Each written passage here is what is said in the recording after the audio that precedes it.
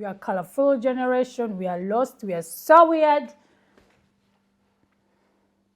Ariko niyo mpamvu ya mbere nafunguye YouTube channel kugira ngo we can do better, you know, boys and girls, we can do better. We can do better. Nagaye ngomba ko generation yacu bayiha buno busobanuro. Gen Z, everywhere Gen Z, new generation ifite ibibazo byo mu mutwe, social media, big nyash, we don't have to. As in, we don't have to, baby girl and baby boy. Yep.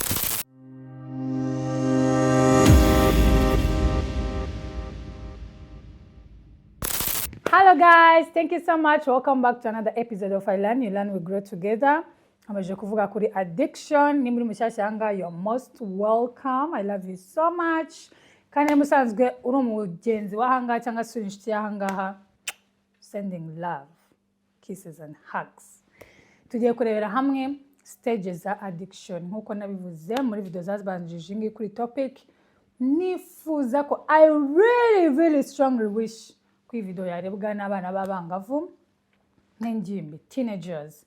Ndavuga hagati y'imyaka 12 20 cyangwa se ababyeyi bafite abana bari muri icyo kigero, cyangwa se ni muri n'umubyeyi ufite umwana ugiye kugera muri icyo kigero. Batya turacyari kuri cya gitabo cyacu kiri kutwigisha kuri addiction mu bana b'urubyiruko, uko itangira, ukwiza, ubwoko butandukanye bwa addiction. Twazirebeye hamwe ni nyinshi. Twabonye addiction y'ibiyobyabwenge, urusimbi, inzoga, pornography, gusambana, ubusambanyi, addiction ya sex, twarebye addiction ya exercise, ya siporo nayo ibaho. Twabonye addiction y'akazi, work addiction.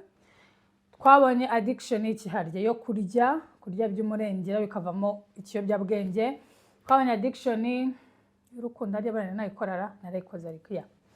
Aha, twabonye mana twarebye addiction y'igihumbi na 500 nanjye zimwe ntazo nari nzi. Addiction yo kwiba, addiction maze kuvuga ngo singe 10 ngo ntizishize. Yeah. Zigomba kuba ari izo ni 10. So, twabonye addiction nyinshi, tugiye kurebera hamwe ese bigenda bite cyangwa se bitangirira he, ni ze stages za addiction. Stages za addiction bitangira bite, bikazamuka gute, ni ryari dufata umwanzuro tukavuga ngo noneho uyu muntu akeneye kujya muri rehab, akeneye kureba abaganga, akeneye kujya gushaka ubufasha. Number 1, initial stage nkuko ni experimental stage. Ni cya gihe umuntu abikora nk'imikino. Hari impamvu nyinshi zituma umuntu experimenting ikintu.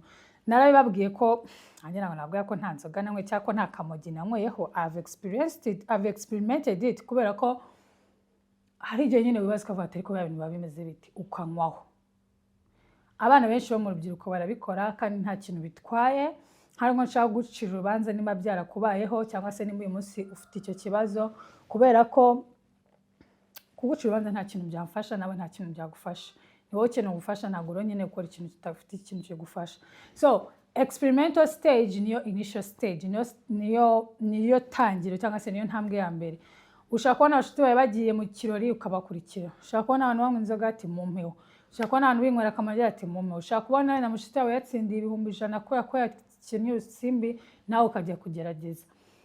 Pornography abana bazereka abandi, n'ibindi addiction zose twagiye turebera hamwe.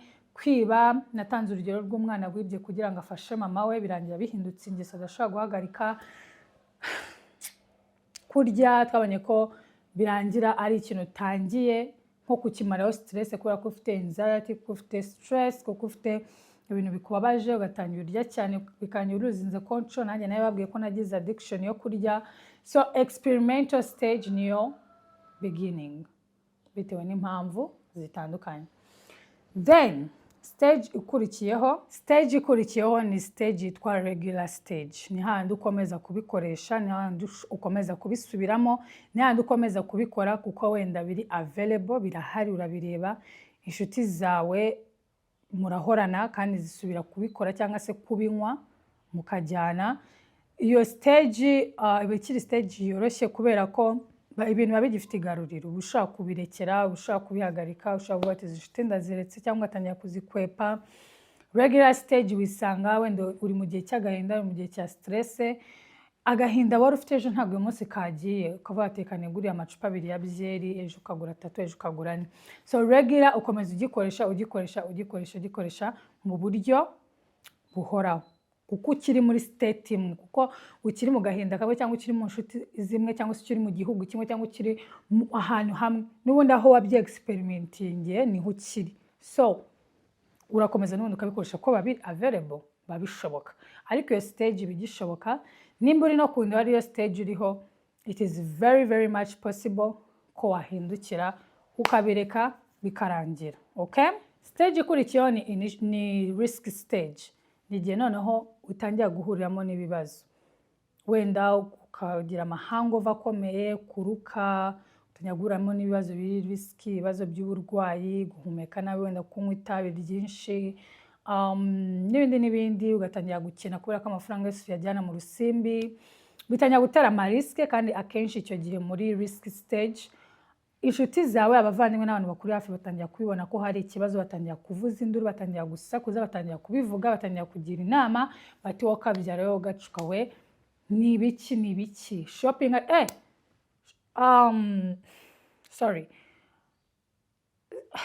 addiction ya 11 yari shopping.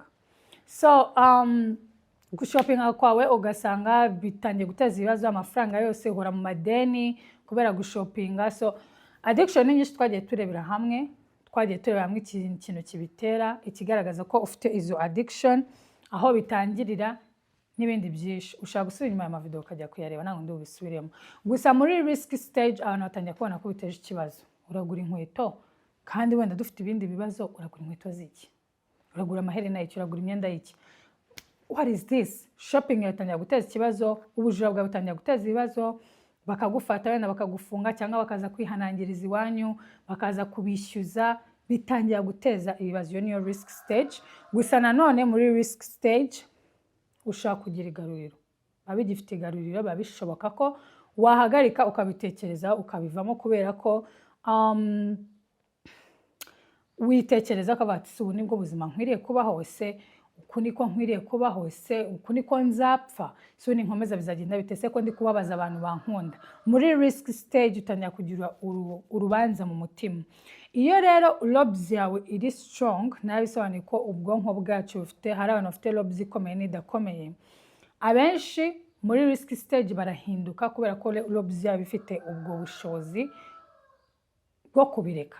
Agatangira kwistraining, agatangira kwiabstaining, kubera ko ahitatangira kubona ibimenyetso byinshi cyane bimukikije ko there is something wrong with their actions or their behaviors, whatever.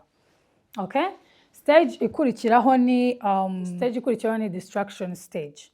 Distraction stage, ubwonko bwawe bumenyera cya kintu, ubwonko bwawe bugetinga used, ubwonko bwawe burabyakira ko icyo kintu wabumenyereje kigomba kuba mu buzima bwawe on a daily life. No kuvuga ngo umubiri wawe icyambere urakimenyera, ikindi kandi ubwonko bugatangira gusaba byinshi birushijeho, kubera ko iyo ubwonko bwawe bumenyera ikintu, bya byishimo cya kintu cyaguhaga babirangiye, ntabwo byongera gufinga bya byishimo. Kandi wibuke ubwonko buba bushaka ya feelings ukura muri icyo gikorwa ukora cyangwa icyo kintu unywa. Don't make sense.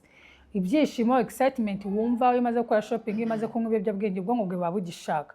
So hano kuri distraction stage ubwonko bwawe burakimenya, noneho bakaba bati tangira wibe byinshi, ongera ibiyobyabwenge wanywaga ducupa 2 hoya, utangiye kunywa amacupa 5. Dufite abantu banywa ikazi ya byeri, genda bazi. Impamvu ntabwo abyuka mu gitondo ngahita ajya kuri ikaze ya byeri, ahubwo aba yatangiye anywa 2, 3, 4, 5 akajya kuri distraction stage. Distraction stage umubiri wawe ukomeza kwaka byinshi, ubwonko bwawe burakimbracinga, kacyakira, ikumva ko it is part of you. But aho naho babishoboka yuko wahindukira ugasubira inyuma, ukava muri ibyo bintu, ukava muri izo nzira, kuko unyweye byeri 10, 15 urinyariye mu bantu. Ushaka kugenda ukitekereza ukavuga uti ntabwo binkwiriye, ndi umuntu w'umubyeyi, ndi umuntu w'umugabo, ntabwo ngo ari bwo buzima bwanjye kwinyarira mu kabari, kwinyarira mu muhanda, kuryama mu muhanda, kugwa mu mazi, kwiyambika ubusa n'ibindi. So biba bigishoboka kuri distraction stage bishaka guhinduka. So stage ya nyuma ibaho ni addiction. Nibwo tuvuga ati uyu muntu ari addicted. Biba byarangiye umubiri wawe uhinduka dependent kuri icyo kintu. Ntabwo ushobora kubaho utagikora. Kiba cyarangiye kwivanga na DNA yawe, kiba cyarangije kwivanga n'amaraso yawe, kiba cyarangije kwivanga n'ubuzima bwawe. No kuvuga ngo ni handi usanga umuntu akubwira ati sinakwiga ngo nsinde ntanyweye inzoga. Kugira ngo saturating mu ishuri ngomba kuba nasinze cyangwa n'ibyo nanyweye kuri warage. Ntabwo usanga umuntu atakinywa icyaha byukira kuri whisky y'umutitira mu gitondo. So addiction ntabwo nakubwira ko amazi aba yararenze inkombe. Niyo mpamvu rehabilitation zibaho, niyo mpamvu aba counselors babaho n'abatherapist n'abapsychiatrist ntumbaze n'ibintu byinshi. Ariko ibyo bigo byose bihari kugira ngo bifashe abantu kandi people do recover. That's the good news. Abantu barakira, abantu bava mu kubatwa n'ibiyobyabwenge bagahinduka abantu bazima. Birashoboka. Nimba uri kuri stage ya distraction na addiction, shaka ubufasha, ganiriza umuntu muziranye, ugaragaze koko nawe nubwo ubikora ariko biguteje ikibazo, ikomeza kwihagararaho. Mushaka ubufasha bukukwiriye, mushaka ubufasha ukeneye kugira ngo ubashe gukira no guhinduka. Birashoboka. Addiction nta kiba cyarenze, nta mazi arenze inkombe, nta nk'ibacitse amabere. Birashoboka guhinduka, birashoboka ko umuntu muzima. Buhamya burahari.